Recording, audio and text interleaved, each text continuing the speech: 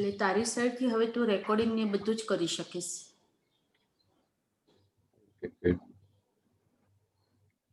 થશે. ઓકે, બરાબર છે.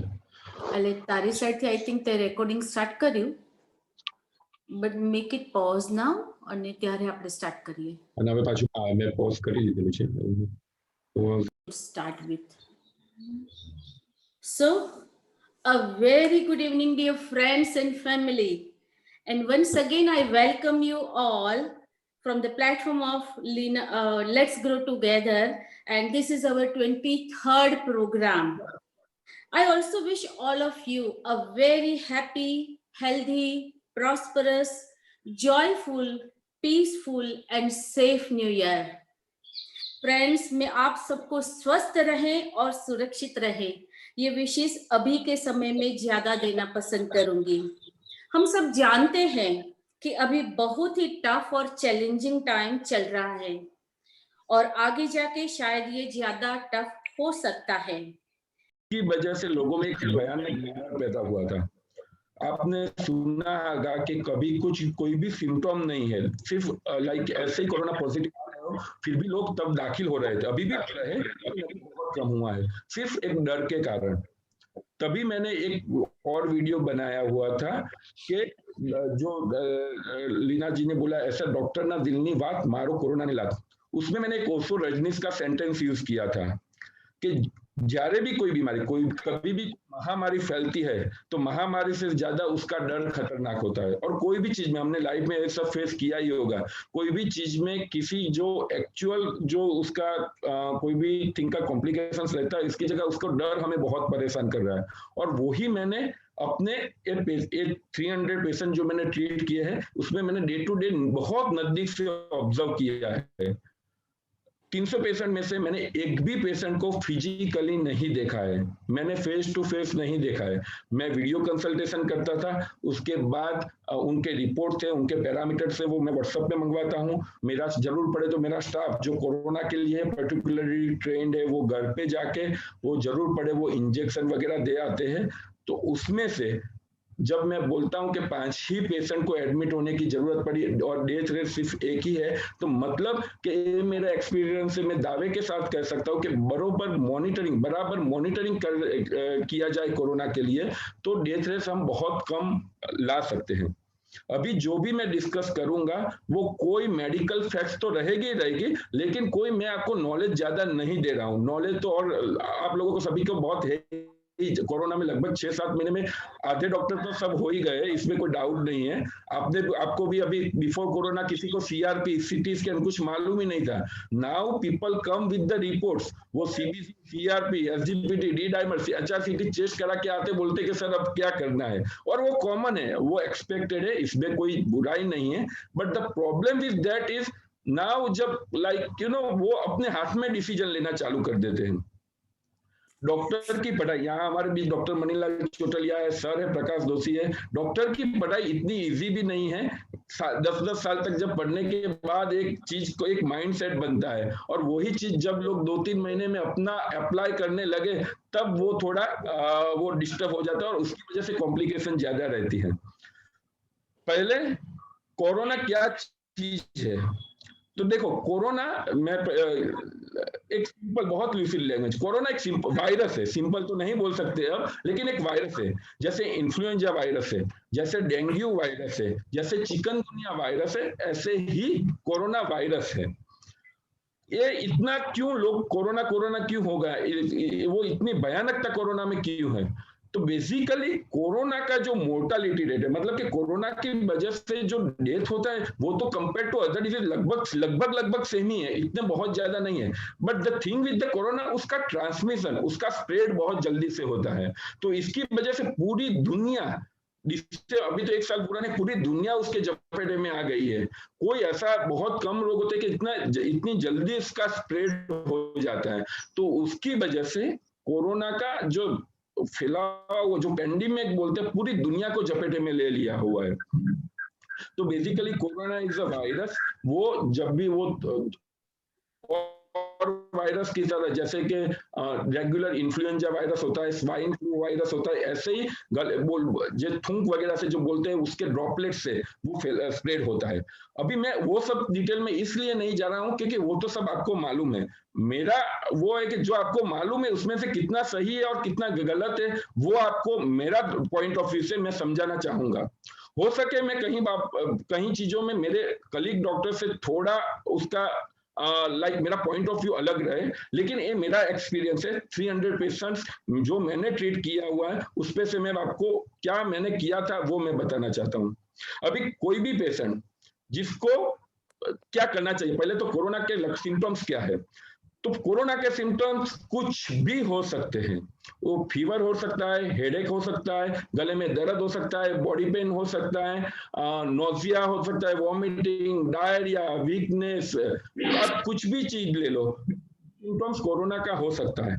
और कोरोना का नहीं, कोई भी वायरस में ऐसी चीज होती है, जैसे कि डेंगू को भी ले लो, डेंगू में बुखार आता है लेकिन डेंगू की वजह से किडनी भी फेल हो सकती है, डेंगू की वजह से मगज पे भी असर हो सकता है, ऐसे ही हार्ट पे भी असर हो सकता है। Same with the corona, it's a virus, भले जाए नाक से अंदर जाए, वो गले में स्प्रेड होकर वो वायरस जब अलग अलग ऑर्गन को डैमेज करता है, किडनी को डैमेज कर दे तो एक्यूट किडनी फेलियर हो सकता है, हार्ट को डैमेज कर दे तो उसमें वायरस कार्डियाइटिस हो सकता है। So basically any symptoms can be related to corona. तो ऐसे कंडीशन में जब मेरे पास कोई बुखार वाला पेशेंट आता है, उसके साथ मैं पहले वीडियो कंसल्टेशन करता हूँ, उसके हिस्ट्री वगैरह। Excuse me. हमको तो कुछ भी बोलते हैं। Kindly keep your microphone on mute mode, please. Yes, sir. Swapnil, તમારું અનમ્યુટ કરવું પડશે. Yes. Okay, good. Okay, तो जब भी कोई कोरोना का पेशेंट, जब भी कोई फीवर का पेशेंट आता है या वीकनेस वगैरह के सिम्टम रहते हैं तो usually we basically first thing तो कोरोना ही माइंड में रहती है। लेकिन I don't directly advise them to do for the, मैं पहले उनको आइसोलेशन में रहने की एडवाइस देता हूँ कि अपने आप को सेल्फ ये रेनू काकू करके कोई है वो प्लीज अपना, हाँ जी, thank you. Okay, thank you. Okay, तो कोई भी फीवर वाला या कोई भी ऐसे जनरलाइज वीकनेस वाला, डायरिया वाला पेशेंट आता है तो पहली चीज इसी इस एटमोस्फियर में तो कोरोना का ही हमको वो मगज में रखना पड़े। But at the same time test करवाने की डायरेक्टली जरूरत नहीं है। पहले मैं क्या करता हूं कि सिम्टोमेटिकली, मतलब कि बुखार है तो बुखार की दवाइयां, सर्दी उधरस है तो सर्दी उधरस की दवाइयां वगैरह एक दिन के लिए मैं बोलता हूं कि ले लो। हो सके कि कल उठ के कहीं, मतलब कि वीकेंड पे कहीं बाहर गए, उसके थकान के कारण बुखार आ गया है, हो सके कि और कोई कारण से बुखार आ गया, तो यूजुअली जो रूटीन बुखार होता है वो 24 आवर्स में यूजुअली सबसाइड हो जाता है। सेकेंड थिंग, मैं उनको 2 से 3 दिन तक आइसोलेट होने के लिए बोलता हूँ कि अपने आप को सेल्फ आइसोलेट कर दो। सेल्फ आइसोलेट करने का फायदा क्या होता है कि घर में कोई और मेंबर को सपोज कोरोना हो तो किसी और को वो इन्फेक्शन का चेप न लगे, इसीलिए 2 से 3 दिन के लिए सेल्फ आइसोलेशन के लिए मैं बोल देता हूं। उसके बाद मुझे थोड़ा बहुत ज्यादा डाउट लगे तो अभी मैं कोरोना एंटीजन टेस्ट करवाता हूं। एंटीजन टेस्ट मतलब आप जो गवर्नमेंट की, अभी वो आपने देखा होगा चौराहे पे, हर चौराहे पे अभी वो टेंट वगैरह लगा हुआ होता है और वो विदिन 2 to 5 मिनट्स में वो रिजल्ट दे देते हैं, उसको कोरोना एंटीजन टेस्ट करते हैं। जब किसी को तो एक फैमिली में 5 जन हो गए, मैं उनका वो थ्रोट स्वैप कराऊंगा तो 10 से 15 हजार सिर्फ टेस्ट में चले जाएंगे। और हो सके ये नेगेटिव आए और फिर भी मुझे कोरोना का डाउट है तो मैं वापस 2 दिन के बाद करूंगा। तो इट इज नॉट फाइनेंशियली वो थोड़ा बर्डन हो जाता है, तो इसीलिए मैं पहले कोरोना एंटीजन टेस्ट करवाने का बोलता हूं जो फ्री ऑफ कॉस्ट गवर्नमेंट के द्वारा प्रोवाइड है। कोरोना एंटीजन टेस्ट नेगेटिव आए फिर भी मैं बोलता हूं कि जब तक बुखार नहीं उतरे तब तक आइसोलेशन में रहने का। रीजन ये है कि कोरोना का 100% कोई ऐसा टेस्ट नहीं को जो 100% हमको डायग्नोसिस दे सके। कई बार आपने सुना होगा कि एक जगह पे टेस्ट करवाया पॉजिटिव आया, वही टेस्ट दूसरी जगह पे करवाया तो नेगेटिव आया। तो वो जो हमारी रूटीन मेंटालिटी होती है कि भैया लैब वगैरह ने गलत रिपोर्ट दिया, वो सब में हम चले जाते हैं। ऐसा नहीं होता। वो हो सकता है कि एक जगह पे वो पॉजिटिव आया हो, दूसरी जगह पे नेगेटिव आया हो, क्योंकि वो टेस्ट की सेंसिटिविटी, जो वो वायरस के पकड़ने की ताकत है, वो सिर्फ 60 to 65% है। मतलब कि 100 कोरोना पेशेंट ले लो, 100 को 100 पॉजिटिव हो और उसमें से मैं 65 को ही कैच कर पाऊंगा, बाकी के 35 को वो होने के बाद भी वो नेगेटिव आएगा। वो टेस्ट की एक लिमिटेशन है, वो हमको समझ के चलना चाहिए, वो टेस्ट की लिमिटेशन है। दूसरा, पॉजिटिव आए तो भी लोगों का एक रहता है कि ये गलत तो पॉजिटिव नहीं आ गया, चलो दूसरा और टेस्ट करा दे। उसकी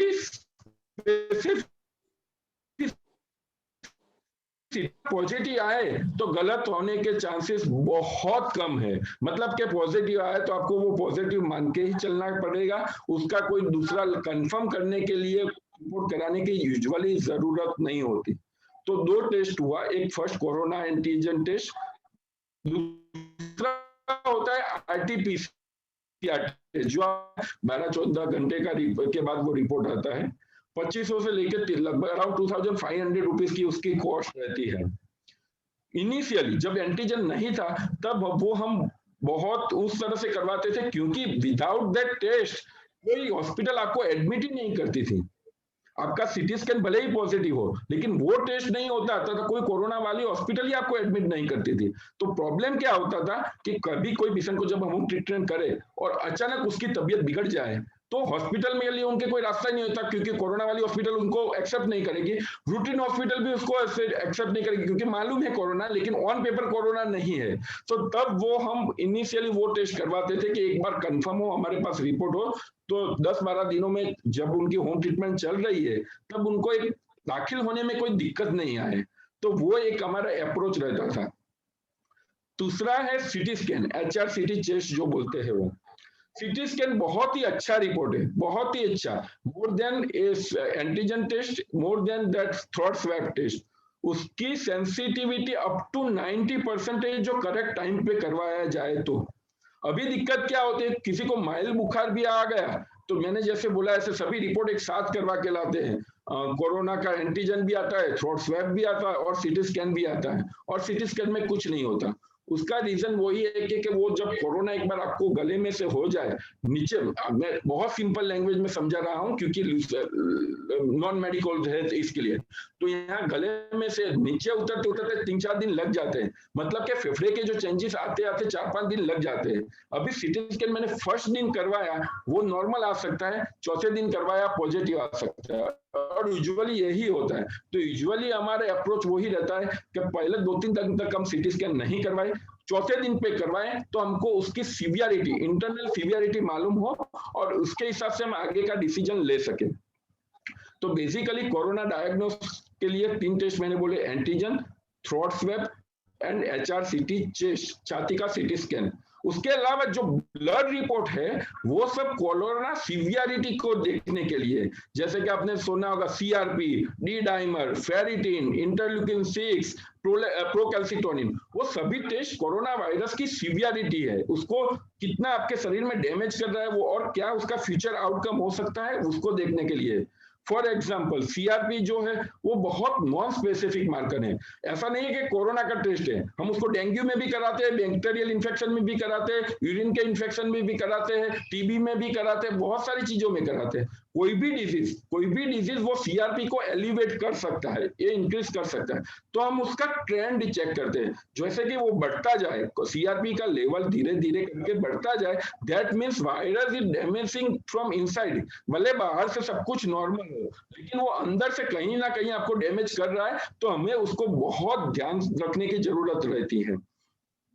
तो वो तो हो, जब भी मेरे पास कोई कोरोना का पेशेंट आता है तो मैं उनको 3 पिलर बोलता हूँ, आपके blood report, physical symptoms and CT scan. ये तीनों पिलर, ये तीनों पैरामीटर जो नॉर्मल की तरफ है, नॉर्मल तो हो ही नहीं सकते लेकिन नॉर्मल की तरफ है, नॉर्मल से थोड़े बहुत दूर नहीं है, then I ask them to do self monitoring. वो अपने आप पल्स, जैसे धड़का रेट, बीपी, ऑक्सीजन, टेम्परेचर वगैरह मुझे रूटीनली एवरी 3 आवर्स भेजते हैं, उसको हम मॉनिटर करते हैं। कहीं पे कुछ लगा, जैसे कि धड़का रेट बढ़ गया या बीपी कम हो गया या टेम्परेचर कंट्रोल नहीं हुआ, तभी हमारा स्टाफ वहां जाके उनको इंजेक्शन वगैरह देता है। तो वही चीज वो माइल्ड बोलते हैं, जैसे कि आपने सुना होगा HRCT का स्कोर है 4 है, 12 है, 18 है, तो वो सीवियरिटी बता रहा है CT स्कैन का।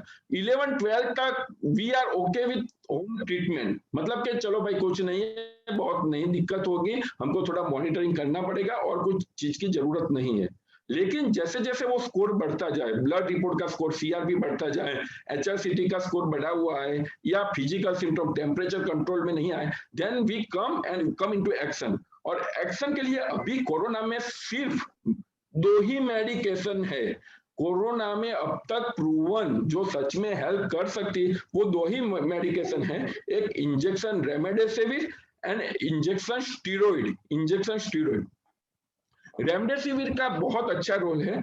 हमारे यहाँ इनिशियली इंडिया में हॉस्पिटलाइज पेशेंट को ही वो देते थे, क्योंकि उसका कारण वो नहीं था कि उसके लिए वो जरूरी था, लेकिन हमारे पास स्टॉक ही नहीं था, इंजेक्शन का वो प्रोडक्शन ही इतना नहीं था। तो गवर्नमेंट ने ऐसा किया हुआ था कि कोई भी एडमिटेड या वेंटिलेटर पे नहीं चला जाए पेशेंट, तब तक उसको नहीं देना है। वो गवर्नमेंट की स्ट्रिक्ट गाइडलाइन थी। यूएस में, बाहर की कंट्रीज में रेमडेसिविर इवन माइल्ड केसेस में, जैसे कि CT स्कैन का स्कोर 6-7 आ गया, कोई ऐसे होम ट्रीटमेंट दे रहे, मतलब कि यहाँ पे होम ट्रीटमेंट जब हम फिर भी वो रेमडेसिविर हम दे सकते हैं। उसका कारण ये है कि वो आपके लॉन्ग टर्म कॉम्प्लिकेशंस को प्रिवेंट करता है। रेमडेसिविर इज एंटीवायरल ड्रग, तो वो जैसे कि कोरोना की वजह से जो फेफड़े पे डैमेज कर रहा है, तो वो फाइब्रोसिस है, फेफड़े का लॉन्ग टर्म कॉम्प्लिकेशन, उसका जो मोर्टालिटी है, वो सब में बहुत सारा हेल्पफुल है। अभी 100% श्योर जैसा कुछ है नहीं, लेकिन जो भी है अब तक के जो रिसर्च आए उसमें उसका बहुत अच्छा, रेमडेसिविर का बहुत अच्छा रोल है। जब हम ओरल मेडिकेशन में जाए, मैं कोरोना के लिए जो भी फी लेता हूं, मैं एक भी दवाई डॉक्टर के साथ मैं वो बोल सकता हूं कि मैं एक भी दवाई कोरोना की दवाई नहीं देता हूं। मेरे पास मतलब एज ए डॉक्टर कम्युनिटी कोई किसी के पास कोरोना वायरस मारने की दवाई नहीं है। जो भी देते हैं मल्टीविटामिन देते हैं, जो भी देते हैं आपकी इम्यूनिटी बूस्ट करने के लिए देते हैं। आपने जो सुना होगा हाइड्रोक्सीक्लोरोक्विन, डॉक्सीसाइक्लिन, आइवरमेक्टिन, न जाने कितनी मेडिकेशन आ गई, लेकिन मैंने मेरे एक भी पेशेंट को इसमें से कोई मेडिसिन नहीं दी हुई। जब हाइड्रोक्सीक्लोरोक्विन यहाँ से ट्रम्प साहब ने मंगवाई थी 2 कंटेनर भर के, आपको मालूम होगा कि वो मोदी जी के वो प्रेशराइज करके वो हाइड्रोक्सीक्लोरोक्विन के 2 कंटेनर मंगवाए थे, तब भी मेरे बहुत सारे रिलेटिव मुझे क्यों नहीं दे रहे। तभी मेरा वही जवाब था, कोई भी चीज ऐसा नहीं होता कि रातों रात आ जाए। आज कोरोना आया, कल आपको वही जो दवाई वो मलेरिया वगैरह के लिए यूज करते हैं, उसको हमने वो मान लिया कि वो कोरोना में काम करेगा, ऐसा नहीं होता। स्वाइन फ्लू भी आया है, वायरल भी आया, किसी में एक दवाई का कोई रोल नहीं है, तो कोरोना में कैसा हो सकता है। और इतना ज्यादा भी जल्दी रिसर्च नहीं हो सकता कि चलो 2-3 महीने में हमने रिसर्च कर दिया और ये दवाई को अप्रूव कर दिया। तो द थिंग विथ, और बहुत सारे डॉक्टर्स भी प्रिस्क्राइब कर रहे हैं, तो उनका लॉजिक वो होता है कि वो ऐसे भी बहुत हार्मफुल नहीं है, लेने में क्या हर्ज है। तब मेरा लॉजिक ये होता है कि लेने में हर्ज, आपको मालूम है उसका रोल नहीं है, तो देने में क्यों दे रहे हो, क्यों फॉल्स होप दे रहे हो। तो वो था, शायद मैं गलत हूं, आज से 6 महीने 12 महीने के बाद शायद मैं गलत हूं, लेकिन आज की डेट तक किसी का कोई रोल नहीं है। सिर्फ आइवरमेक्टिन एंड इंजेक्शन स्टीरॉइड 2 ही चीजों का रोल है। बाकी फेविफ्लू हो, वो सब ले सकते हो, कोई नुकसान नहीं है, वो दवाई लेने में कोई हर्ज नहीं है, उस अप्रोच से जाओ तो ले सकते हो, बाकी एज सच कोई रोल नहीं है। विटामिन C, B12, जिंक वगैरह का थोड़ा बहुत इम्यूनिटी में रोल है, लेकिन वो भी कोई प्रूवन नहीं है। लेकिन या दे आर 100% श्योर, और beside the corona they are helping with many things, बहुत सारी चीजों में वो हेल्प करते हैं, तो वो लेने में कोई दिक्कत नहीं है। तो मेरे ख्याल से हमको जब मॉनिटर करे तब मुझे लगे कि ऑक्सीजन वगैरह थोड़ा कम हो रहा है या मतलब के टेम्परेचर कंट्रोल में नहीं आ रहा है, तब मैं उनको इंजेक्शन रेमडेसिविर का एडवाइस करता हूँ। 5 दिन का कोर्स होता है, 35 to 40,000 रुपीज की उसका वो इंजेक्शन की प्राइस रहती है। अफोर्डेबिलिटी मतलब कि कोई कितना खर्चा उठाए वो भी डिपेंड रहता है। मेरे पास 2 पेशेंट है, एक पेशेंट ऐसा है कि बहुत ही सुपर रिच है और दूसरा है कि वो थोड़ा लोअर मिडिल क्लास है। दोनों को सेम सिम्टम्स हो, दोनों को सेम चीजें हो, लाइक सीटी स्कैन की सीवियरिटी 5 हो, ब्लड रिपोर्ट ही सेम हो, कंप्लेंट भी सेम हो, फिर भी मेरा दोनों के लिए डिसीजन प्लान अलग अलग रहेगा। रीजन ये है कि वो जो जो रिच है वो 35-40,000 वो अफोर्ड कर सकेगा, दूसरा बंदा है वो नहीं अफोर्ड कर सकेगा, तो मैं उस पर वो बर्डन नहीं डाल सकता जिसका 100% श्योरिटी नहीं है।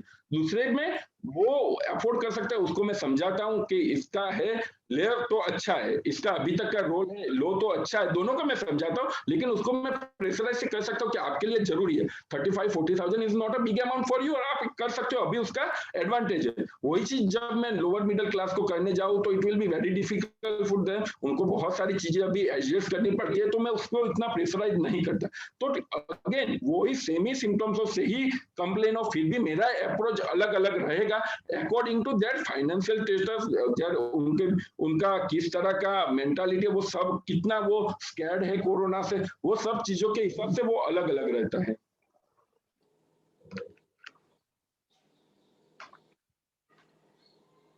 अभी तो इस हिसाब से हम ट्रीटमेंट चालू करते हैं, रेमडेसिविर इंजेक्शन देते हैं, बाद में दूसरा एक कोई कहीं जगह पे आपको मिलेगा नहीं, लेकिन मेरा पर्सनल एक्सपीरियंस है कि फ्लूइड जो बोलते हैं कि रिहाइड्रेशन मतलब क्या कि शरीर में से प्रवाही वगैरह कम हो जाना, डिहाइड्रेशन जब आप हो जाते हो तब जब आपको फ्लूइड देते हैं, एनएस, रिंगल लैक्टेट, डीएनएस, वो सब जब इंजेक्शन के थ्रू देते हैं तब आप में वो एनर्जी वापस आ जाती है, थोड़ा वायरल डिजीज की सीवियरिटी कम हो जाती है, तो उसका बहुत बड़ा रोल है। कोई भी viral, not only for the corona, कोई भी वायरल हो, डेंगू हो, चिकनगुनिया, कोई भी वायरल की एक ऐसी वो रहता है कि इसमें से थोड़ा डिहाइड्रेशन हो ही जाता है, शरीर में वीकनेस उसकी वजह से ही लगती है। तो जब ऐसे पेशेंट को हम वो इंजेक्टेबल देते हैं, इंजेक्शन मतलब पाइंट वगैरह, रूटीन पाइंट ही होता है, कोई दवाई वगैरह नहीं होती, जैसे कि नींबू का शरबत पी लो या मैं 1 लीटर बोतल चला दूं, वही चीज होती है, लेकिन वो एक साथ इतना जाता है तो उनमें एक रिकवरी रेट, उनका जो स्टेमिना वगैरह वापस आ जाता है, इसकी वजह से रिकवरी में बहुत फास्ट रहता है। तो इस तरह का मेरा सिंपल अप्रोच रहता है। उसके अलावा मैं हर एक पेशेंट को, हमारी टीम रहती है, हमारा डायटिशियन रहता है, फिजियोथेरापिस्ट रहते हैं, हमारा एक पूरा ग्रुप रहता है, तो वो किस तरह से डाइट में क्या क्या लेना है, कसरत में क्या क्या करना है, वो एडवाइस देते हैं। अभी डाइट में जब भी आपने सुना होगा कि गर्म पानी का लो, नींबू हल्दल वाला पानी लो, बहुत सारी चीजें आ गई, क्या ना करे वही नहीं, मतलब कि आप एक नाम दो, एक व्हाट्सएप पे वीडियो बनाओ और घूमता कर दो तो पूरे दुनिया उस पर चली जाती है। लोगों में डर इतना था, लेकिन मेरा पर्सनल, मैं जो मानता हूं कि अगेंस्ट द नेचर कुछ नहीं करना चाहिए, और वो मेरे पहले दिन से बिलीव, जो नेचर के साथ है उसी चीज को हमको एक्सेप्ट करना चाहिए।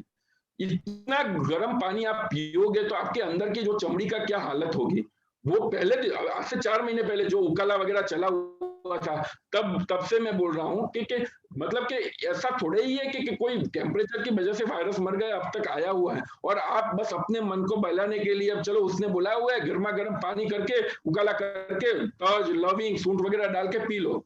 तो अभी रिसेंटली बिफोर फ्यू डेज वो आया हुआ था कि इसकी वजह से गैस्ट्रिक अल्सर के केसेस बहुत सारे बढ़ गए हैं। सो द थिंग इज, आप एक चीज को माने, जो કહેવાય છે ને ગુજરાતીમાં કે બકરું કાટતા ઊંટ પેઠું, બસ એ જ થઈ જાય છે। કોરોનામાં તો ફાયદો થાય છે કે નથી થતો, પણ બીજી બધી વસ્તુ, बहुत सारी चीजें और चीजें अंदर आ जाती है, तो उससे बचना चाहिए।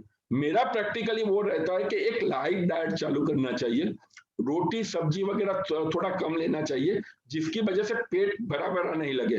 कोई भी बीमारी के लिए जब आपका पेट एकदम फुल हो तब वॉमिटिंग वगैरह के चांसेस होने के ज्यादा रहते हैं, तो मैं यूजुअली लाइट डाइट, जैसे कि दाल राइस है, खिचड़ी है, जो वो आपके डाइजेशन के लिए अच्छा हो, उसकी मैं एडवाइस करता हूँ। जो भी खाना है, आपका रूटीन कोई डिस्टर्ब नहीं होना, जो भी खा रहे हो वो खाओ, उसमें क्या ये नहीं खाना, ये खाना, ऐसा नहीं, लेकिन एक्सट्रीम अवॉइड करना पड़ता है। Extreme cold, extreme hot, extreme spicy और एक्सट्रीम ब्लेंड, सब कुछ एक्सट्रीम पे ऐड करना चाहिए। कोल्ड हॉट स्पाइसी तो यहाँ के जो टिश्यू के जो हमारी म्यूकोजा होती है ना, बहुत बहुत एकदम जो कहते हैं कि डेलिकेट होती है, तो आपने बहुत गर्म चीज ले ली और वहां का अल्सर हो गया तो उसमें सेकेंडरी इन्फेक्शन होने के चांसेस रहते हैं। तो मेरे ख्याल से वो सब से बचना चाहिए। रूटीन आपका जो ल्यूक वार्म वाटर बोलते हैं वो करो तो अच्छा है, उसमें कोई दिक्कत नहीं है, लेकिन वो बहुत गर्मा गर्म सून गठोड़ा का पानी वगैरह लो, लेकिन ल्यूक वार्म वाटर में जो ऐसे तो अच्छा ही इम्यूनिटी के लिए, लेकिन ऐसा नहीं कि बहुत गर्मा गर्म करके सब डाल दिया। दूसरा आता है स्टीम इनहेलेशन, स्टीम भाप का आपने सुना होगा। मैंने ऐसे ऐसे पेशेंट देखे कि 24 घंटे में 50 बार भाप लेते हैं। वो सेम ही चीज वो होता है कि जितना स्टीम ज्यादा लो, हमारी इंटरनल नाक की म्यूकोजा बहुत सॉफ्ट होती है, बहुत सॉफ्ट। 2-3 बार बराबर है कि चलो उसका शायद फायदा कर सके, लेकिन जब 25-30 बार लो तो इंटरनली आपका वो वैसे ही डैमेज हो जाता है।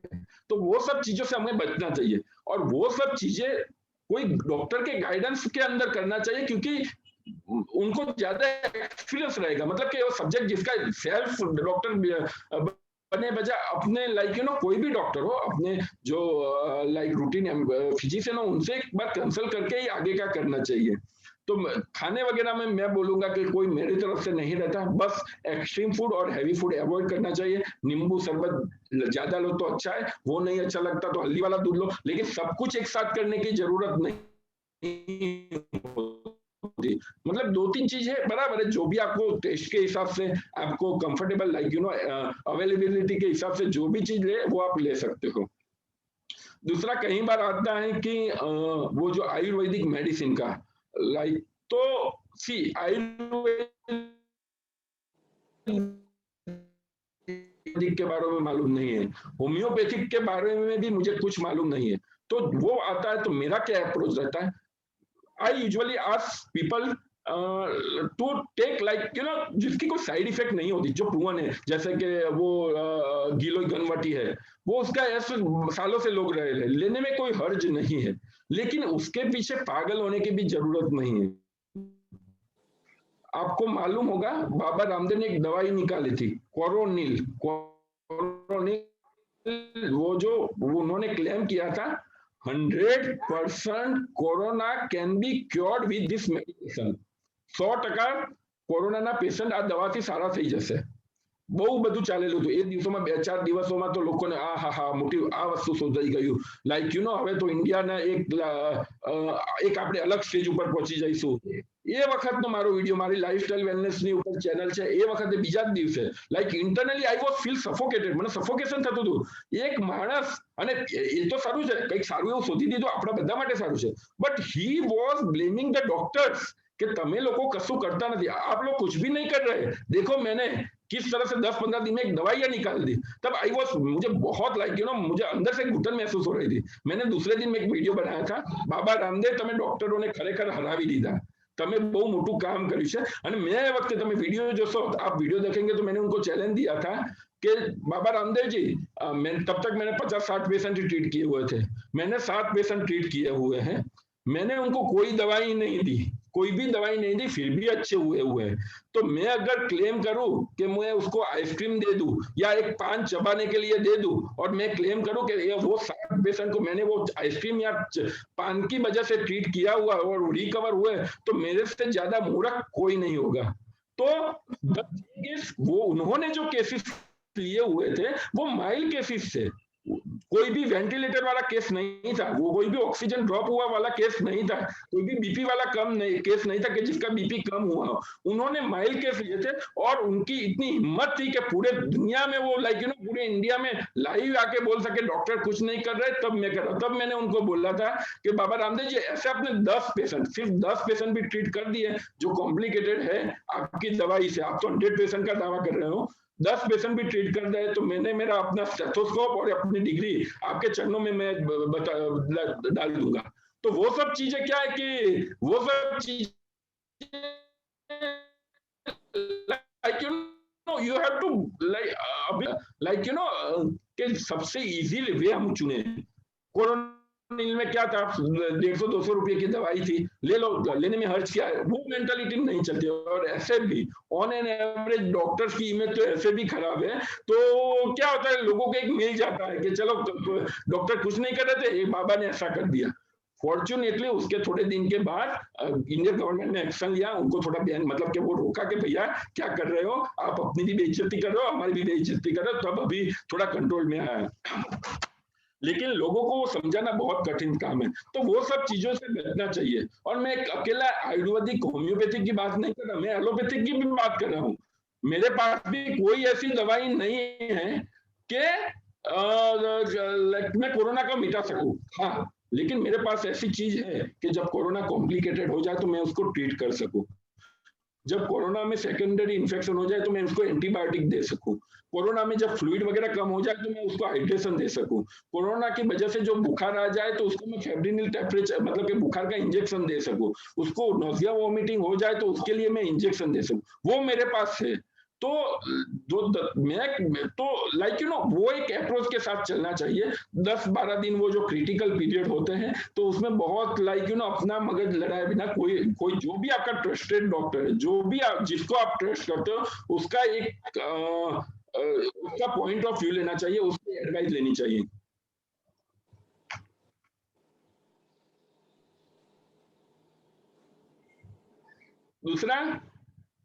दूसरा मैं 2-3 एक्सपीरियंस शेयर करना चाहूंगा।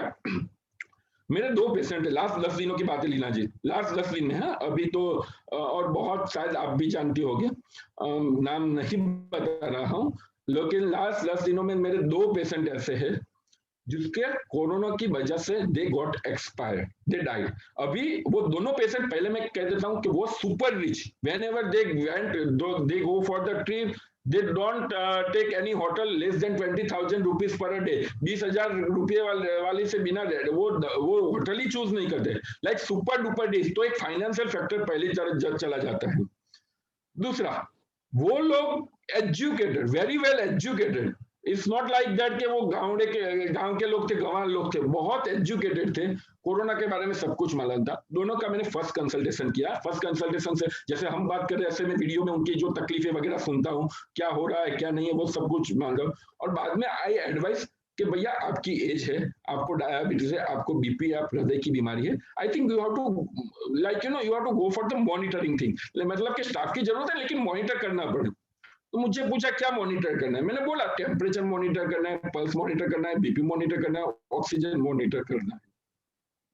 तो कैसे मॉनिटर करना है, तो मैंने बोला भैया टेम्परेचर इतने से कम होना चाहिए, ऑक्सीजन 96 से ज्यादा होना चाहिए, बीपी इतना होना चाहिए, वो सब चीजें मैंने बोला। Okay thank you. बाद में बोला कि हम जो भी हम होम केयर करते हैं तो हमारा 10 दिन का पैकेज रहता है, अलग अलग डॉक्टर्स का अलग अलग रहता है, क्योंकि 10 दिन तक मॉनिटर करना पड़ता है। तभी मेरे असिस्टेंट डॉक्टर को वो उन्होंने समझा कि इस तरह का हमारा पैकेज रहता है, 10-15 हजार जो भी चार्ज लेते हैं हम लेते हैं, और उसमें हम हमारे डॉक्टर के साथ आपके व्हाट्सएप पे ग्रुप बनता है, उस पर हम मॉनिटरिंग करते हैं। तो देवर लाइक मुझे तो कुछ नहीं है, कहाँ कुछ होने वाला, कुछ होगा तो हम कॉल करेंगे। अगेन 10 से 15 हजार रुपया का उनको देना था। जो वो बाहर जाते हैं तो 20,000 के रूम की होटल वो सिर्फ वो कम चूज नहीं करते। वो पेशेंट की मैं बात कर रहा हूँ। उन्होंने बोला सेल्फ मॉनिटर कर रहे हैं, उनका वो यहाँ वीकेंड होम थे, वहां दोनों लोग चले गए। अलग अलग लोगों की बात करता हूँ। एक का मुझे लगभग तीसरे चौथे दिन फोन आया कि धबका पल्स बहुत बढ़ गए और ऑक्सीजन अभी 88-87 जितना दिखा रहा है। तो मैंने बोला कि क्या हुआ, मतलब कि 2-3 दिन काम क्या किया, बहुत अच्छा था, कुछ किया नहीं, दवाई वगैरह आपने बोली थी वो ले रहे थे, तो अभी तो कुछ ऐसा प्रॉब्लम नहीं है, लेकिन ये ऐसा आ रहा है। मैंने बोला कि भैया ऐसा नहीं होता, आप ऐसा तो कई बार पल्स ऑक्सीमीटर गलत हो सकता है। तो मैंने बोला कि दूसरा पल्स ऑक्सीमीटर मंगवा दो। कई बार ऐसा होता है कि क्योंकि लाइक बहुत सारी जो टेक्निकलिटीज की वजह से वो एक ही ऑक्सीमीटर में अलग अलग रीडिंग आए। तो मैंने बोला कि दूसरा ऑक्सीमीटर मंगवा दो। और वो जो मैंने सीटी स्कैन का बोला था उसका क्या हुआ, तो वो बोला कि अभी कुछ था नहीं तो क्यों करवाए, मतलब कि वो डायरेक्टली तो पैसे का बोलते नहीं। तो बोला कि हमको लगा कि कुछ नहीं है, मेरे मामे का मामा के या भाणे का बाना का वो उनको तो ऐसे ही अच्छा होगा, तो हमें क्यों कराने की जरूरत है। तो मैंने कोई दिक्कत नहीं। देन हमने तब तक जब उनका आया कि भैया 86-87 ऑक्सीजन रहा है, दूसरा ऑक्सीमीटर मंगवाया, उसमें 2-4 घंटे हो गए, क्योंकि उन दौरान वो 3-4 लोगों को नहीं 3-4 और डॉक्टरों को फोन कर दिया था। शायद मैं गलत हूँ, मतलब क्या करना है, वो जो मेंटालिटी की बात कर रहा हूँ। तो इसमें 3-4 घंटे और चला गया। वापस रात को फोन आया कि ऑक्सीजन मेरा 80, 79, 80 क्या गया सर, आपने बोला था आ गया, और दोनों उंगली में ऐसा आ रहा है। मैंने बोला तुरंत हॉस्पिटलाइज करो। कि सच में करना पड़ेगा, मैंने बोला नहीं करना ही पड़ेगा। और कोई बाद में जाके वो हॉस्पिटलाइज होने के लिए गए, सभी हॉस्पिटल पैक थी, तुरंत का तुरंत तो कौन मिल जाता। और मुझे बहुत ही दुख हो रहा है, लेकिन with in 24 hours he got expired. लाखों की मिलकत है, सिर्फ एक बेदरकारी ही बोल सकते, नहीं तो मनी का तो कोई प्रॉब्लम ही नहीं है उनको, 15-20 हजार का किसका कोई प्रॉब्लम हो रहेगा, लेकिन एक बेदरकारी की वजह से ही लॉस्ट हिज लाइफ। पूरा उसका एक एम्पायर है, अभी वो पूरा हमारे लिए तो कोई पेशेंट की डेथ हुई, लेकिन किसी के उनके फैमिली मेंबर के लिए तो एक जो सबसे बड़ा डिसीजन मेकर था उनका मौत हुई। तो वो लाइक वो जो लॉस है, वो पूरी जिंदगी अपने आप को, जिससे मुझे कांटेक्ट था, वो 10 बार मेरे साथ फोन पे रो गया कि मैंने क्यों ऐसी लापरवाही की। तो उससे हमें बचना चाहिए। मैं ऐसा नहीं बोलता, मैं डरा जरा भी नहीं रहा हूं। मैंने पहले भी कहा है कि 95% लोग कोरोना में घर बैठे अच्छे होते हैं, but at the same time वो सेल्फ मॉनिटरिंग जो आप करते हो, जो ओवर कॉन्फिडेंस रहता है, उसमें से बाहर आना चाहिए। दूसरे पेशेंट ऐसा था कि जिसको उस दरमियान कोरोना में ब्लड थोड़ा ठीक हो जाता है जो बोलते हैं, तो उसके लिए हम इंजेक्शन वगैरह देते हैं। सडन हार्ट अटैक, मेरा जो तीसरे चौथे दिन फोन आया, मेरा वीडियो कॉल चालू था, हमने बात की, मैंने बोला कि तुरंत जाके ईसीजी करवाओ, क्योंकि सिम्टोम फेफड़े के नहीं हार्ट के ज्यादा मुझे लग रहे थे। चेस्ट पेन था, ब्रेथलेसनेस था, वो लाइक दो मिनट भी वो बोल नहीं पा रहे थे। मैंने बोला पहला चेस्ट पेन कराओ। जैसा ही मेरा कॉल हुआ, जो उन्होंने एम्बुलेंस बोला 10 to 15 मिनट में ही गॉट एक्सपायर्ड। सो ये सब चीजें नहीं करना चाहिए। क्या करना चाहिए सबको मालूम है, मतलब क्या नहीं करना चाहिए वो सबको जानने की जरूरत है। तो मेरा यही है कि कोई भी आप जहां भी हो, आप जिस डॉक्टर पे, जिसका आपका रूटीन डे टू डे का आपको मालूम है कि वहां से अच्छी एडवाइस मिल सकती है, तो उसके अंडर गाइडेंस में मॉनिटरिंग हो तो सबसे अच्छा है। दूसरा, जब भी कोरोना आए तो पहले डर लाइक जो जैसे फिजिकल इम्यूनिटी होती है, वैसे मेंटल इम्यूनिटी भी होती है।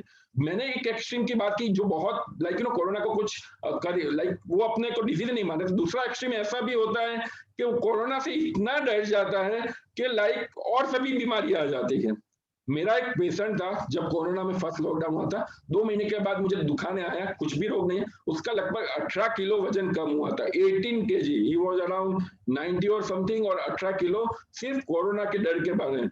क्या हुआ था कि उसको लगा कि मुझे कोरोना लग जाएगा, पूरे दिन घर में मास्क वगैरह पहन के, पूरा ग्लोव्स वगैरह पहन के एक रूम में ही रह जाता था। घर में कोई ऐसे आवाज भी करे तो वो थथर जाता था।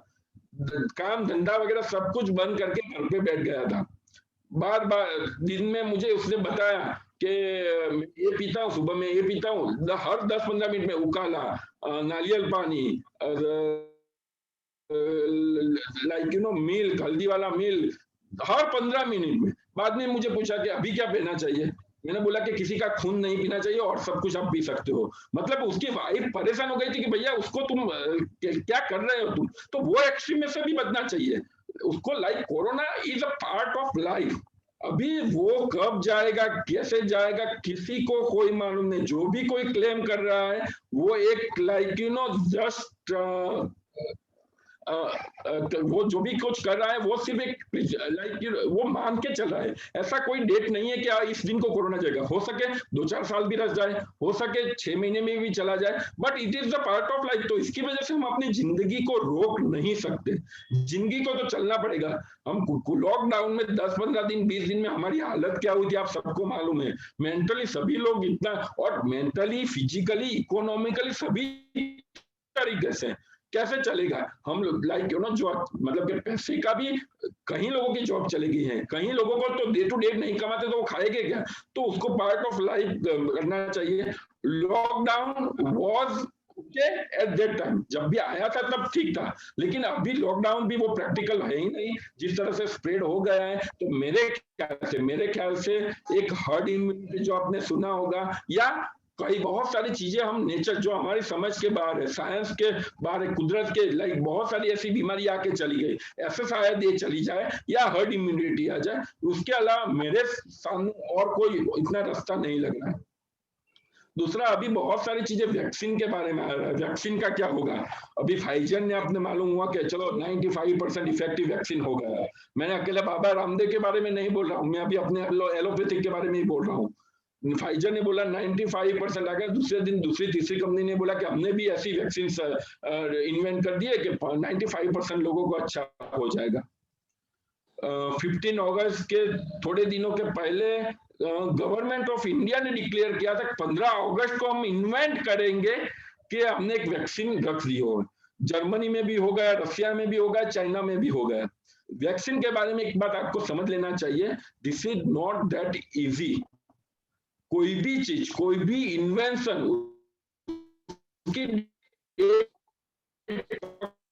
नहीं होती। जब हम इन्वेंट करेंगे, वो इन्वेंशन तो सडन ही होता है ना, बहुत सारे ट्रायल एरर होते हैं, उसके बाद इन्वेंशन होता है। तो लाइक ऐसा कैसे कोई माँ कह सकता है कि मैं इस डेट पे वो लॉन्च करूंगा या इन्वेंट करूंगा, तो वो सब चीजें में भी नहीं होना चाहिए। और जो मैं उसमें नहीं लाइक आज से 6 महीने के बाद ऐसी वैक्सीन आ जाए और मैं उसमें लाइक रॉन्ग रहूं, तो मैं सबसे ज्यादा खुश रहूंगा। लेकिन मेरे रॉन्ग होने के चांसेस बहुत कम है, क्योंकि कोई भी दवाई, कोई भी वैक्सीन, कोई भी मेडिकल चीज को जब अप्रूव होने में टाइम लगता है।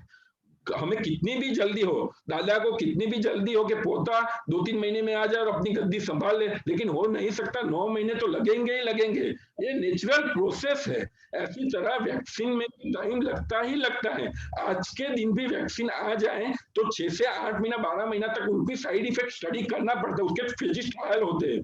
तो हमारी जल्दी से कोई वैक्सीन आ जाने वाली है ऐसा नहीं है। और वो भी जो भी आ गई वो आधी अधूरी आएगी। 100% वाले कोई वैक्सीन की मुझे कोई शक्यता नहीं लग रही है।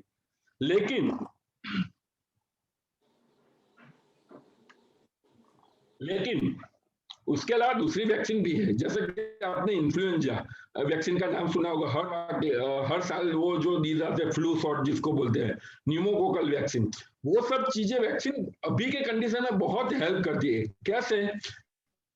क्योंकि कोरोना में और इन्फेक्शन लगने के चांसेस ज्यादा होते हैं। तो rather than waiting for corona vaccine, आपको वो आपके डॉक्टर को पूछ के फ्लू वैक्सीन, न्यूमोकोकल वैक्सीन वो सब लगवानी चाहिए, जिसकी वजह से आप सेकेंडरी इन्फेक्शन से बच सके।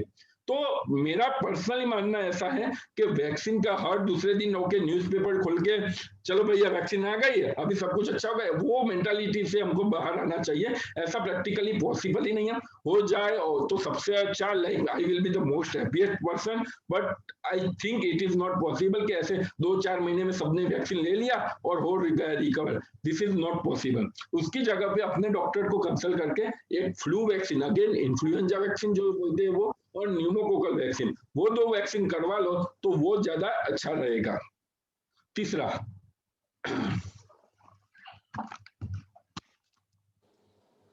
अभी क्या नहीं करना चाहिए, जैसे मैंने बोला, वो किसी का भी क्वेश्चन है क्या नहीं करना चाहिए, तो सेल्फ मॉनिटरिंग नहीं करना चाहिए, किसी डॉक्टर के गाइडेंस में करना चाहिए।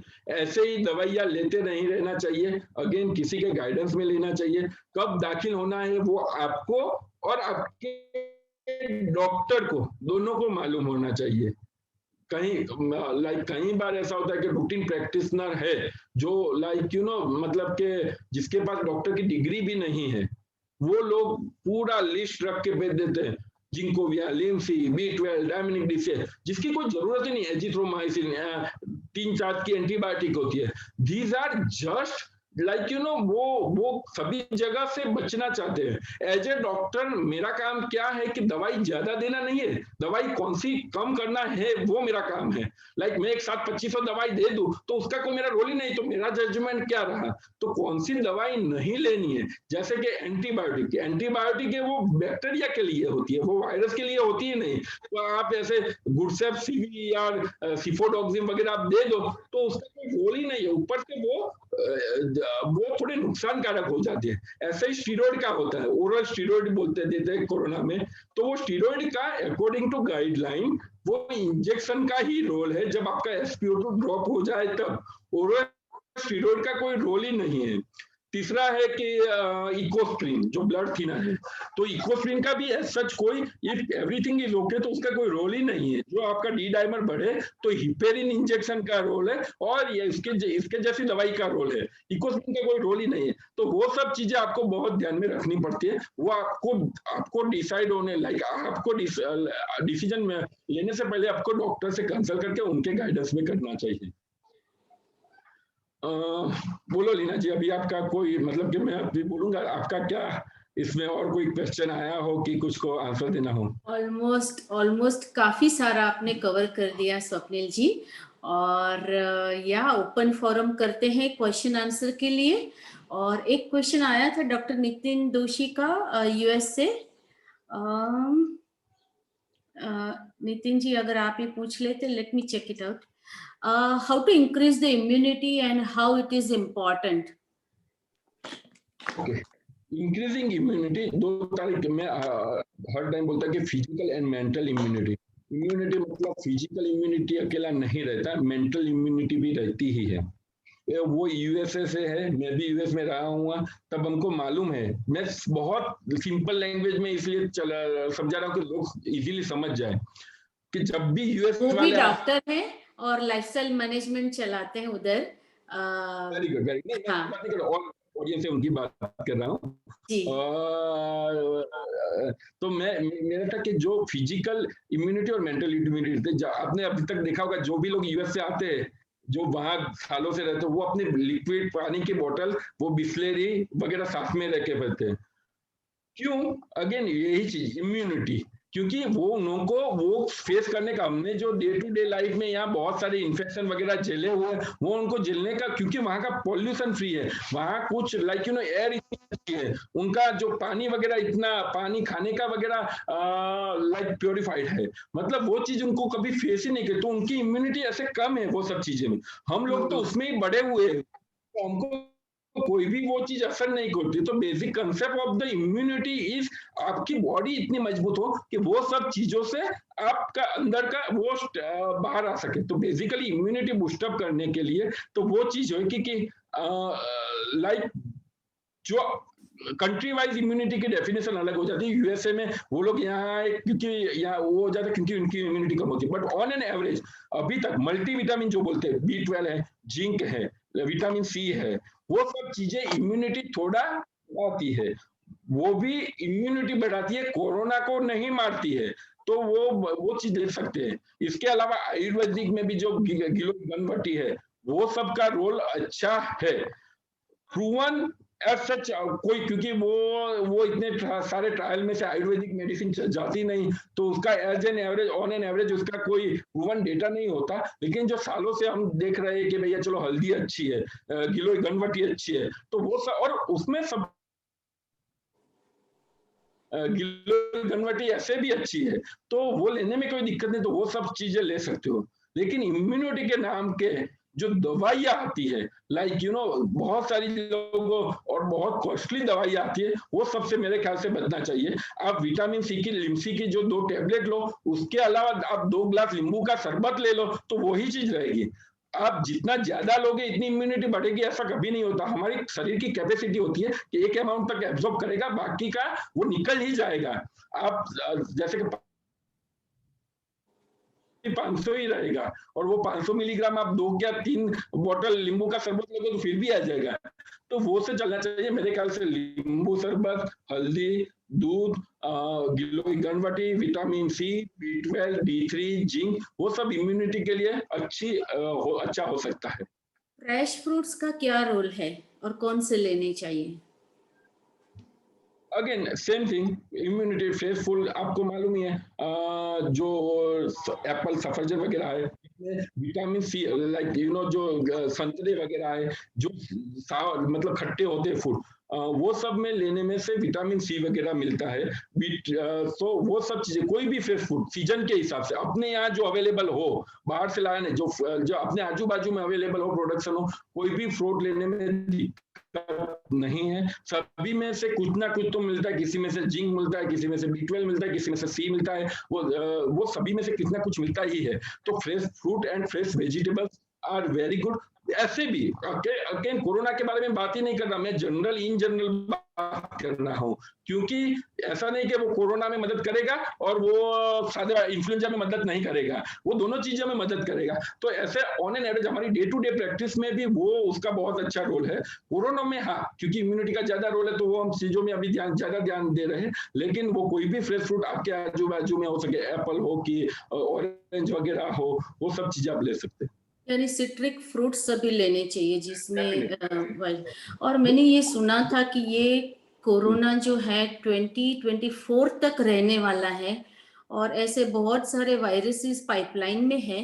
तो एक ये मानना था कि rather than fighting with every virus and all the time अपनी ही इम्यूनिटी को बचा के रखे और बना के रखे ताकि कोई भी वायरस आए तो बोलते हैं ना कि बारिश आती है तो पूरी पृथ्वी को आप कारपेट नहीं कर सकते, सिर्फ हाफ स्लीपर पहन लो वाली बात हो गई कि आप अपनी खुद की इम्यूनिटी बढ़ा लो और कोई भी वायरस आए तो you can fight with them. तो मुझे लगता है कि इम्यूनिटी पे हमें ज्यादा जोर देना चाहिए। एक और क्वेश्चन था किसी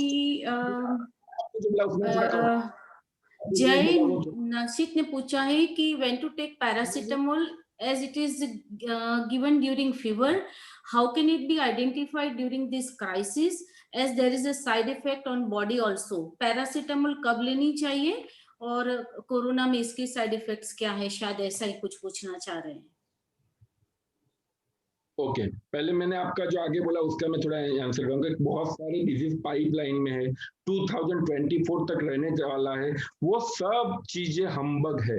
कोई भी कैसे आप बोल सकते हैं कि 2024 अभी हमको 2 दिन के बाद का मालूम नहीं है तो 2024 के बारे में तो कैसे मालूम होगा? मतलब कि ऐसा कोई रिकॉर्ड भी नहीं है कि लाइक हमको मालूम हो जाए। हाँ, लेकिन वो दूसरी बात से आपका मैं सहमत हूँ कि इम्यूनिटी तो बूस्ट करनी ही चाहिए, लेकिन वो सब चीजें इतने जब हमारे पे कुछ आता है ना तब हम उसको वो बोलते कि ये करना चाहिए, लेकिन डे टू डे लाइफ हमको भी मालूम है कि बाहर पिज्जा खाना is not good for our health, like वो लेकिन डे टू लाइफ हमारी लाइफ में वो पॉसिबल ही नहीं है। तो इम्यूनिटी बढ़ाओ तो वो तो एवरी डिजीज के लिए अच्छा ही, not just for the virus. ऐसा नहीं कि कोरोना आया तो ही हमको वो करना चाहिए, ऐसे भी डे टू डे लाइफ में वो रूटीनली लेना चाहिए। बिल्कुल बिल्कुल, मतलब बहुत सारी इंफॉर्मेशन कई बार तो ऑथेंटिक जगह से भी आती है कि वो हमें फ्रस्ट्रेट कर देती है और हम खुद परेशान हो जाते हैं कि इसमें सही क्या है गलत क्या है। एवरीवन इज क्लूलेस नाउअडेज और फिर क्या है कि थोड़ा सा असमंजस में सभी लोग आ जाते हैं। शायद किसी ने रेज हैंड किया था। It's open forum now, anyone can ask any question.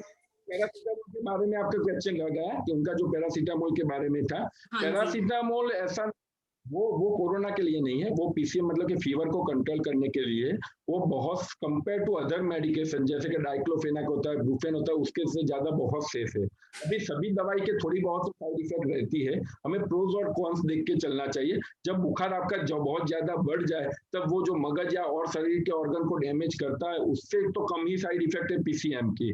तो वो सब चीजों को मॉनिटर करके ऐसे 2-3 और कुछ नहीं और 2-3 पैरामीटर्स को हम मॉनिटर करें, मतलब कि लाइक वो बुखार की वजह से और सब चीजों को डैमेज हो उसकी वजह से वो उसको कंट्रोल करना वो ज्यादा जरूरी है। तो मेरे ख्याल से सिर्फ साइड इफेक्ट को मान के मेडिकेशन ना लो।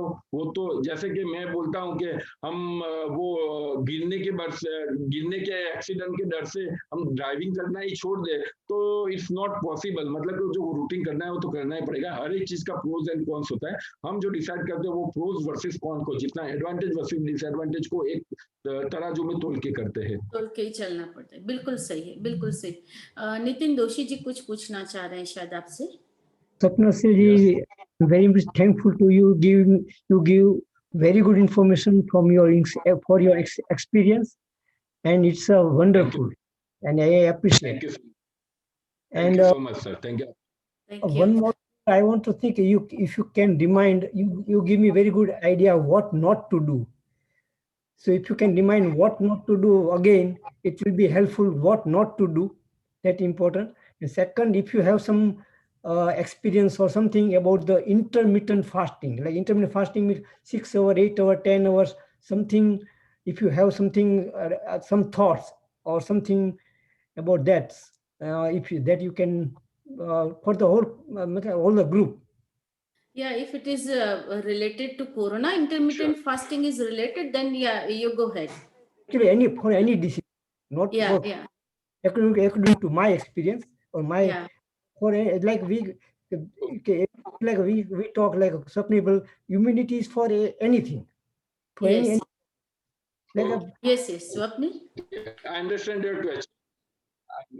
Okay, so thank you so much sir, thank you for listening me. अभी देखो कोरोना में व्हाट नॉट टू डू, तो अगेन मैंने वापस रिपीट कर रहा हूँ कि एक तो अपने आप डॉक्टर बनना, उससे बचना चाहिए, आप तो है ही, लेकिन जो लोग जो कॉमन पब्लिक है, जनरल पब्लिक है, उनको एक लाइक यू नो आपको नॉलेज होना अच्छी बात है, but at the same knowledge लेके अपने आप के ही अप्लाई करना वो तो बहुत इतना भी इजी मेडिकल फील्ड नहीं है कि जो चीज हमने 10 सालों तक पढ़ी हुई है वो आप 2-3 महीने में उसको कैप्चर कर लो, तो वो इतना भी इजी नहीं। तो आपको किसी को ट्रस्ट करना पड़ेगा, तो अपने एक डॉक्टर को एक लाइक यू नो उसके अंडर ऑब्जर्वेशन में सब कुछ करना पड़ेगा। दूसरा, एक्सट्रीम अगेंस्ट द नेचर सब कुछ अवॉइड करना है किसी भी रोग में, बहुत गर्म, बहुत ठंडा, बहुत लाइक यू नो वो सब नेचर के, हमारा कुदरत ने हमको ऐसा बनाया ही नहीं है, हमको जो लाइफ दी हुई है उसमें जो बैलेंस हो, बैलेंस का ही इंपॉर्टेंस है। कोई भी एक्सट्रीम पे नहीं जाना चाहिए, नहीं बहुत कोल्ड लेना चाहिए, नहीं बहुत हॉट लेना चाहिए, वो सभी चीजें इंटरनली हमको डैमेज करती है। कई बार ऐसा होता है, हमने जोड़ा कि वो काढ़ा वगैरह पिला दिया और उसके बाद वॉमिटिंग हो जाती है, चलो काढ़ा तो अच्छा है, लेकिन वॉमिटिंग की वजह से जो डिहाइड्रेशन हुआ तो उसकी वजह से जो इंजरी होती है, तो लाइक यू नो किडनी पे सूजन वगैरह आ जाते हैं। तो मैं like every time I ask my patient to do regular routine things, nothing else, like yoga करो, मेडिटेशन करो, आप जो एक्सरसाइज सीटी स्कैन वगैरह ना हो तो एक्सरसाइज भी रूटीनली करो, रूटीन को डिस्टर्ब मत करो, हाँ, लेकिन बहुत एक्सट्रीम लेवल का फूड अवॉइड करो। तीसरा आपने पूछा intermittent fasting with corona, corona में अब तक ऐसा कुछ है नहीं, आप जो इंटरमिटेंट फास्टिंग की बात करो वेट लॉस के लिए बहुत अच्छा है, again for according to me it is not scientific, मतलब कि ऐसा आप रात को ले लो वो अच्छी बात है, 6 बजे के बाद नहीं लो, वो कंटिन्यूअसली रखो तो वो अच्छी बात है, बट ऐसे 2-3 महीने लिया, बाद में 2-3 महीने के बाद वो चालू करा, it's not related to corona, again corona में इसका ऐसा जैसा कुछ है नहीं, लेकिन इन जनरल में जब बात कर रहा हूँ कि इंटरमिटेंट फास्टिंग वेट लॉस, मैंने बहुत सारे पेशेंट देखे हुए कि जो इंटरमिटेंट के फास्टिंग की वजह से बहुत वो लॉस किया होता है, लेकिन at the same time then they again do their routine day to day things, क्योंकि वो पॉसिबल ही नहीं, जब बंदा 7 से 8 बजे तक जॉब करता है तो उसको रात को 8 बजे के आने में खाने का करना पड़ेगा, 1-2 महीना तो वाइफ उसको टॉलरेट कर पाएगी कि चलो भैया टिफिन लेके जाओ या मैं आपको लिए टिफिन भेज दूं, लेकिन प्रैक्टिकली इन दिस वर्ल्ड मतलब कि आई थिंक इट्स डिफिकल्ट, तो कर सकते हो, उसके कोई दिक्कत नहीं है, लेकिन वो आप कंटिन्यू कर पाओ इतना अच्छा इंटरमीडिएट फास्टिंग का। Acha, looking to the timings, we just allow only 2 questions, one for Indiraben and second for Dr. PG Shah. So Indiraben, you go ahead, you can ask. Yeah, hello, doctor. Thank you very much for a very enlightening talk and learned a lot from you. I'm also recovering from mild symptoms of corona, which were described mild, but they were horrible when they lasted. I want to know what damage it could have done to me, because I'm also a heart patient. I've got dilated cardiomyopathy, for which I am on medication. I mean, should I be looking for something, or should my doctor be looking anything? Because I've got no other tests done since my recovery. At the time of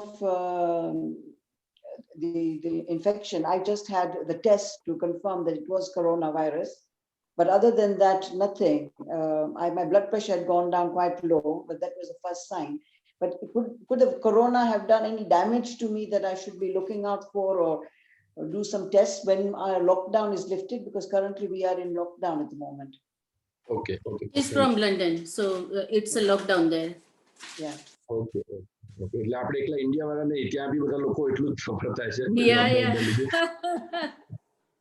Okay, see, basically corona के लिए the thing is, sorry, you are frozen. I can't hear anything. Yeah. Okay. Nabin, it's Haji, just wait. Yes, Swapnil, Hello? can you please repeat it? Indiraben, can you hearing us? મેં કઈ સંભળાણું નહીં કઈ પણ. હા, હવે Screen is locked, I think.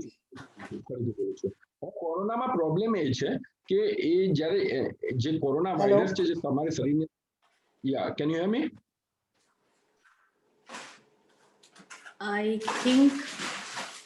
I think she's yeah, Indiraben, can you hear us? I didn't hear anything. Okay. Now can you hear us? Can you hear me? I can hear you now, yeah. Okay, that's great. Yeah. Okay. So the thing with the corona કે જ્યારે corona virus જ્યારે તમારા બોડીની અંદર જાય છે ત્યારે એના 10-12 દિવસ તમારા શરીરમાં રહી જતું હોય છે. Then after અમુક વસ્તુઓ જેવી રીતે કે છે લંગ્સ, મેઇન પ્રાયોરિટી લંગ્સ, એને બહુ ડેમેજ કરીને જતું હોય છે. ડિપેન્ड्स. હવે દરેકને ડેમેજ થાય એ બી જરૂરી નથી. ઘણા લોકોને बहुत सारे लोगों के थोड़ा कम डैमेज होता है, कहीं को बहुत सारा डैमेज होता है. तो I think you should go for the PFT pulmonary function test to, because you already have comorbidity like cardiac, as you said कि you have dilated cardiomyopathy, तो आपका एक organ already weak है, तो दूसरा organ को वो थोड़ा करना पड़े. तो I think you have to गो.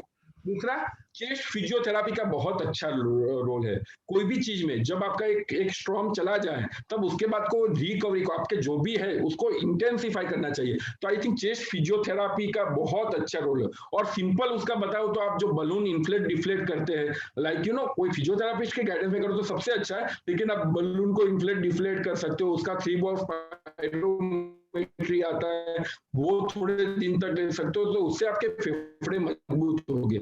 तीसरा, vaccine. When I was there, it was compulsory with the flu shot and the pneumococcal vaccine. So I think you have to opt for that. Influenza or pneumococcal vaccine. Influenza every year and pneumococcal every 5 years. I think I've got that. I've got those. But I didn't get the first part. You said you have to do a PRT test. PRT मतलब pulmonary function test, जिसकी वजह से आप जैसे कि ECG से heart का मालूम होता है, इस तरह से PFT test Okay. Pulmonary function. All right. I'm due for one in January, so Okay. They check us out regularly, so I'm due for one in January. Thank I you so hope much. Indira, you got your answer, right? Yes, thank you very much. Thank you.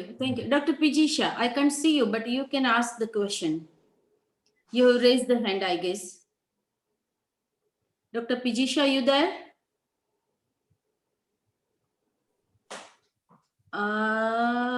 Okay. We can allow one more question if anyone wants to ask. Sorry, I just one thing on the vaccine. Can I just say, Lina, then, Doctor, how safe is the vaccine? Because it's been created so quickly and we haven't had, I don't suppose they have had many tests done. So how safe is it to take the vaccine when it does come, when they're talking about in about a few weeks' time or a couple of months' time? How safe is that really? Nobody knows that. Nobody knows that, because the thing is that due precaution for the any vaccine, it takes, ऐसा बोला जाता है कि minimal जो कम से कम time में जो vaccine आई है 4 साल हुए उसको आते हुए, जो तो वो नो वन नोज दैट. अभी गवर्नमेंट भी थोड़ा ऐसा है कि ट्रायल वगैरह में चलो थोड़ा बहुत बांध छोड़ कर देते, तो no one knows that. I think एक बार वो थोड़ा इतना जल्दी भी वैक्सीन का वो मतलब मेरे ख्याल से तो नहीं करना चाहिए, until and unless like you no, वो चलो हमारे यहाँ बोला जाता है कि पॉलिटिशियन को पहले दे दो, बाद में हम देखेंगे, तो वो थोड़ा इतना जल्दी हमको वो रजिस्ट करना चाहिए. I know it's will be difficult, I might be wrong, but I think this would be my approach. क्योंकि बहुत सारी ऐसी दवाइयाँ frozen again. Sorry. बहुत सारे लोगों को डैमेज करके, तो कोई भी चीज नहीं हड़बड़ी में आए तो उसका I think we have to register ourselves. Yeah, that's true. Pijisha, if you are there. Yes, Indira. No, the screen is frozen. I didn't hear the doctor. Just said after the politician bit, I didn't hear anything. We have to register ourselves. Like you know, थोड़ा time जाना चाहिए. एक until and unless confirmation from the WHO और उसका success, उसका success ratio बाहर आए तब तक avoid to get it. Pijisha, you are there? Authority नहीं बोलते तब तक. Dr. Pijisha, you there? Okay, now Mukesh ji एक बॉम्बे से हैं, वो शायद कुछ पूछना चाह रहे हैं, और that will be the last question. Yes, Mukesh भाई, go ahead. मुकेश भाई, unmute yourself. मुकेश भाई, unmute yourself. Yes, go ahead. Plasma donate નો અત્યારે WhatsApp પર મેસેજ આવતા હોય છે. Plasma donation, very good question. Yes, plasma donation પર થોડી વાત કરી શકીએ. એ કોરોના માટે ઇફેક્ટ છે? કોરોના માટે ઇફેક્ટ કરે છે? કોરોનામાં ઇફેક્ટિવ છે. ઓકે હવે છે ને તમે અગેન મારો આના વિશે બી વિડિયો છે, પ્લાઝમા દાન મહાદાન. તમે મારા YouTube લાઇફસ્ટાઇલ વેલનેસ ઉપર જશો તો તમને મળી જશે. आज भी बिफोर 2 months में आना विषयનો મારા જ્યારે ગુજરાતમાં અમારા ગુજરાતની અંદર આઉટ ઓફ આટલા બધા જ્યારે 16,000 કેસીસ હતા એમાંથી ખાલી 88 લોકોએ જ્યારે પ્લાઝમા ડોનેટ કર્યા હતા ને એમાંથી બી મોર દેન 60% વર ડોક્ટર. ત્યારે મેં આ વિડીયો બનાવ્યો હતો. એના જોડે અમારી જોડે હતા એક પ્લાઝમાના specialist, plasma transfusion specialist doctor Trupti Barot કરીને હતા અને અમે લોકોએ આ ડિસ્કસ કરેલું હતું પ્લાઝમાનું. અને મેં મારા જે એ વખતે લગભગ 70-80 પેશન્ટ હતા એમાંથી 20 પેશન્ટના મેં મારા તરફથી ડોનેટ કરાવડાવેલા હતા જે તે એ વખતે. હવે આ વસ્તુનો એકદમ પ્રૂવન રોલ નથી, બટ હા એનો બેઝિક વસ્તુ એ છે કે તમારે ધારો કે મને પ્લાઝમા મને કોરોના થયેલું છે તો મારા શરીરે ફાઇટ કરીને એન્ટીબોડી પ્રોડ્યુસ કર્યું છે, એના ફાઇટર્સ પ્રોડ્યુસ કરેલા છે. એ ફાઇટર્સને એના કન્સેપ્ટ શું છે એ સમજાવું છું. એ ફાઇટર્સને બીજા કોઈ પેશન્ટની અંદર હું ડાયરેક્ટલી ફાઇટ કરવા માટે મોકલી દઉં તો બની શકે એ ઇલનેસની અંદર એ helpful.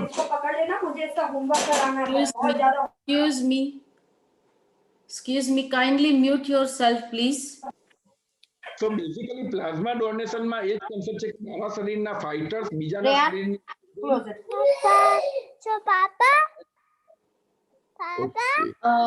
Swapnil, I mute everyone and you unmute yourself. Yes, now you unmute yourself. Okay.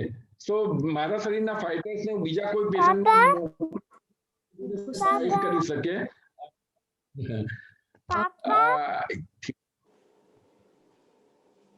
I think it's muted now. Yes. Swapnil, તમે mute થઈ ગયા છો.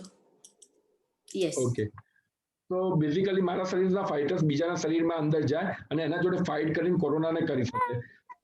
અત્યાર સુધીનો 100% પ્રૂવન રોલ નથી, રેમડેસિવિર જેટલો પ્રૂવન રોલ નથી. બટ હા જ્યારે લાઈક યુ નો આપણે જ્યારે ક્રિટિકલ પેશન્ટ હોય ત્યારે અમુક ઓપ્શન ટ્રાય કરતા હોઈએ છીએ તો એની અંદર પ્લાઝમા ડોનેશન એટલે મતલબ કે પ્લાઝમા થેરાપીનો એક ઓપ્શન તરીકે સારી રીતે ગણી શકાય, કારણ કે ઘણી બધી વસ્તુ છે એનો કોઈ ડિસએડવાન્ટેજ નથી. ટોસિલિઝુમાબ કરીને એક ઇન્જેક્શન આપ્યું હતું, ટોસિલિઝુમાબ એના ઘણા ડિસએડવાન્ટેજ હતા, આના એટલો ડિસએડવાન્ટેજ નથી. ઓન ધ કોન્ટ્રારી એના એડવાન્ટેજ વધુ હોઈ શકે છે. તો હા ડેફિનેટલી પ્લાઝમા ડોનેશન માટે લોકોને કરવા જોઈએ. હવે બીજો પ્રોબ્લેમ એ છે કે આની એન્ટીબોડી જે કોરોનામાં થાય છે 3-4 મહિનાથી વધુ રહે છે કે નહીં એ બી ડાઉટફુલ છે. એટલે રાઈટ ટાઈમે જે within after like corona detect થયા પછી પત્યા પછી 21 ડેઝ પછી એન્ટીબોડી આપવા પડે, એટલે પ્લાઝમા આપવું પડે. વિધિન 2 મંથ્સની અંદર આપો અને પ્લાઝમાનું ટાઇટર વધુ હોય તો જ આપવાનું. અમુક ફિમેલની અંદર એ લોકો એવોઇડ કરતા હોય છે because of sum anatomical reason, એટલે મતલબ કે બીજા કોઈ કારણો ફિઝિયોલોજીકલ રીઝનના કારણે એવોઇડ કરતા હોય છે. બટ મારા ખ્યાલથી જો તમારે ઇફ યુ આર તમને થઈ ગયેલો કોરોના એન્ટીબોડી ટાઇટર વધુ હોય એટલે તમારા શરીરમાં એન્ટીબોડીનું પ્રમાણ વધુ હોય તો definitely you should do plasma. તમારા કોઈ પેશન્ટને જો હોય ડોક્ટર એડવાઇસ આપે વેન્ટિલેટર ઉપર હોય અથવા તો સિવિયરિટી ઇનિશિયલ સ્ટેજમાં વાત નથી કરતો યા બટ લેટર સ્ટેજમાં we can definitely try this plasma donation. Yeah, we can 100% try it.